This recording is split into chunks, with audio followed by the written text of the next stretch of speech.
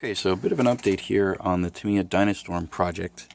I've actually had the build in this state more or less for some time. I just haven't gotten around to making a video. So since the last time, I'm trying to remember what I had since the last time. I finished the rear assembly, so this includes the bulkhead. This particular bulkhead is from ORB Racing, and I decided to use that instead of the stock Tamiya bulkhead because you get a bit more tuning options compared to this one, and I don't particularly like the ears on this. I think this is going to be kind of fragile. So this is appears to be a bulkier unit, even though it's 3D printed. This should be a bit more reliable. So I'm going to go with that. And as far as the rear gearbox or the rear assembly, all of the aluminum, blue anodized aluminum suspension components are installed. These are from custom RC parts, including also the front bulkhead. I think I did that in the earlier build. The dog bone setup, what I did here, I basically have two options. So the first option is what I executed here, which was to use Kyosho dog bones. These are 64mm dog bones from the, I think the RB7SS. And I'm using the pucks, okay? And the idea of using the pucks here is to try to preserve the Tamiya outdrives. Now, in order to get the outdrives to accept these pucks, which are wider than the dog bone pins, I did have to Dremel out an opening here in the outdrives on both sides so that the pucks can actually fit in. I had to go all the way into the back there. I had to do it on both sides. But as you can see, the pucks do slide nicely in and out. So it did take, that took a bit of elbow grease. It was very manual effort.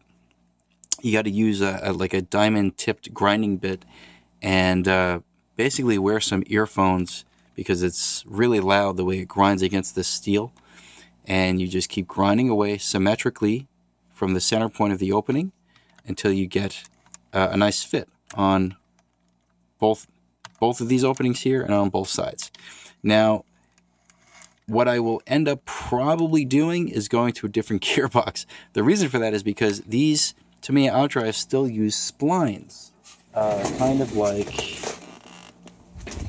this right here, right? These little splines here will eventually wear out against the mounting point inside the diff.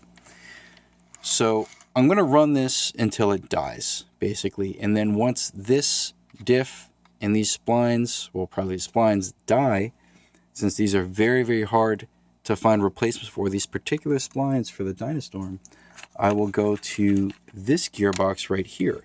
This is a 3D printed gearbox that I purchased from somebody in Germany, and it's very nicely made. And the idea here is that this gearbox will accept more modern diffs, which have a 15mm outer diameter ball bearing to mount inside the diff housing. Remember, the stock Dyna diff gearbox has a, I think, 12mm outer diameter bearing. So by using this, then I can go to something like my Kyosho RB6 diff and just throw on the pucks diff outdrives here, so I don't have to change anything about the drive shaft or the dog bones and the pucks.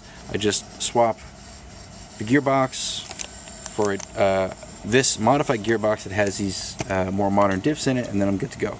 Now, whether or not I'm realistically ever going to be able to run this thing enough to wear this down, I don't know. But I wanted to purchase this gearbox just so that I have it as a backup option if need be, because you never know. So that covers it for the gearbox. I think I did the slipper setup. So as far as in the previous video, I think I did the slipper setup. For the rest of the CVAs, the way this is set up is, once again, I'm using Kyosho parts here. So we have the Kyosho 64mm dog bone. This wheel axle is the 3-line piece wheel axle. I keep forgetting the part number. I'm sorry. Do I still have that here? No, I think I threw out the header card for that. But it's the Kyosho wheel axle that has 3 lines on it. So it's the widest wheel axle, and that allows me to get the drive pin out far enough so that it roughly matches what it would need to be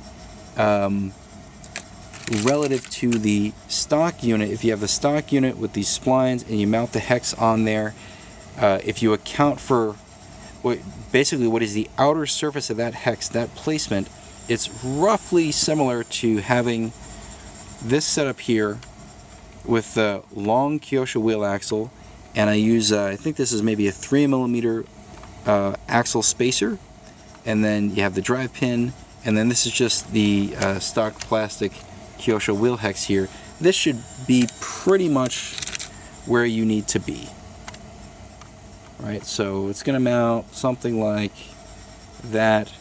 Right, this clip here would be on the outside of the outer wheel bearing here, so it's, you know, maybe slightly wider by, you know, 2 millimeters or so, but it's pretty close. And if I remember correctly, let me just take a quick look here. These Dynastorm wheels have some kind of offset.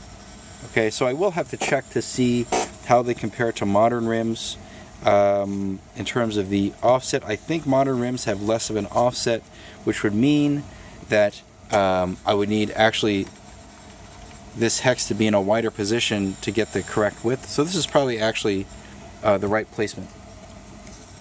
Okay, so that should cover it for the rear. And then for the front, again, aluminum bulkhead is installed, shock towers, shocks, everything.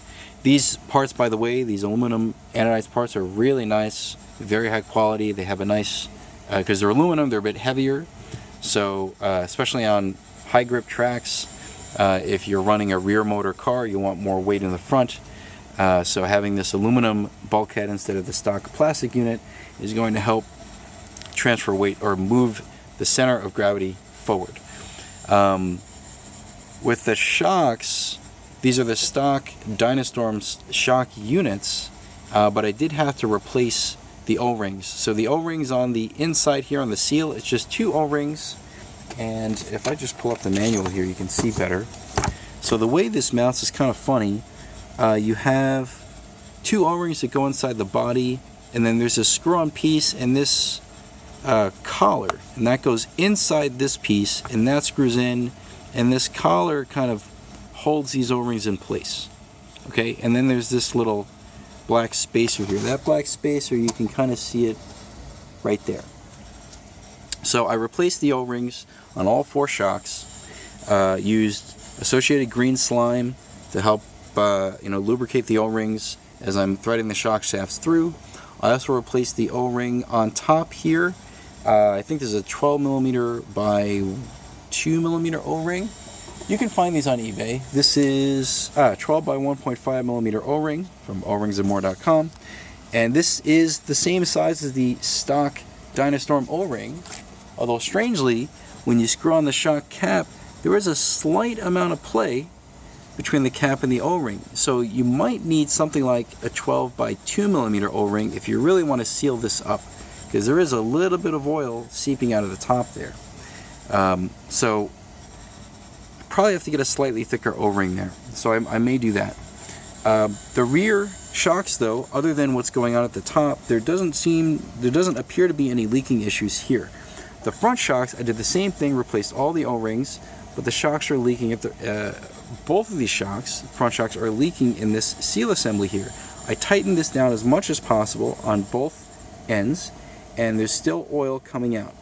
I'm not completely sure if it's because I did something wrong with the seals. Maybe I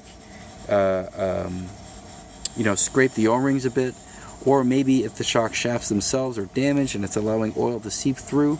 I don't think it's the shock shafts, because I do see oil on the outside of the shock body here around this black sort of spacer, even though this thing's really tightened down. So what I would like to do, and what I think may solve the problem, is if I replace that black plastic spacer with an O-ring, maybe that'll help. So I have to find one of the correct size, And then we'll go from there. So right now, this is kind of sitting in place because I do have to work a little bit more on the shocks and to get the seals right. But once that's all set, then most of the car is done. I just have to start installing electronics. I have to put the servo in before I mount the top deck. And then it's just, you know, on with the speed control, the motor, everything else. I have the body painted, I have the wing painted. So this is like, you know, 80% done, 75% done or so. I just have to sort out the shocks. So that's where this is right now, and I hope to get more done soon. So yeah, thanks for watching.